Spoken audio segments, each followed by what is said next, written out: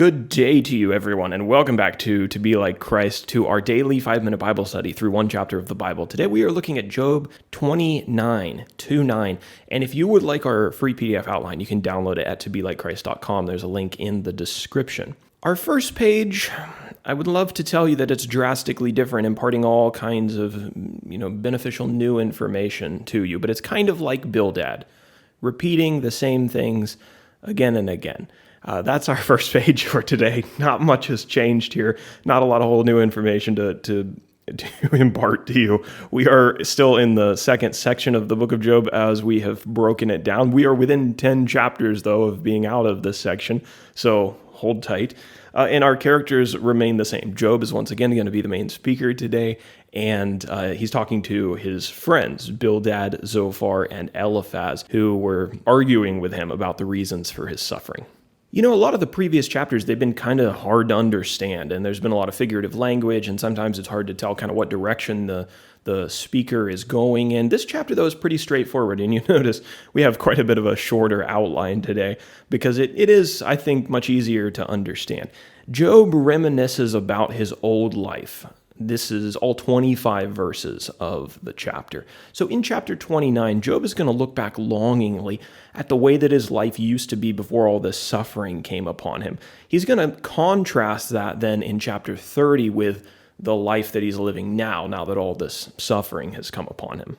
He states this at the opening of the chapter, verse 2, "Oh, that I were in the months of old, as in the days when God watched over me." He missed the days when God seemed to be smiling down on him and when he was surrounded by all of his children. Back in those days, he used to be respected in his community. He used to be blessed by his neighbors. Young and old used to look up to him, and his words held weight in his community amongst his companions and his peers.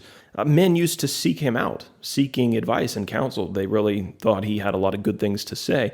He used to help the poor and the orphans out of his abundance. He comforted those who were mourning. He supported people who were in trouble, and he extended kindness to widows. He also says that he fought against injustice and wicked men, delivering the would-be victims from the fangs of these wicked people. And Job says something really interesting, and we're going to take our application from this today. He says that he thought that the rest of his life was going to kind of continue on in that same way, that he was going to be enjoying these blessings for the rest of his life and that nothing was going to change. He never expected that everything was going to be overturned by Satan's nasty attacks. So that's pretty much all I've got for chapter 29. A pretty straightforward chapter, easier to outline. I definitely appreciated that. And remember that Job's going to build on this in chapter 30, comparing his old life to the life that he's living now and talking about the differences. So keep this in mind as we go to our study, hopefully tomorrow.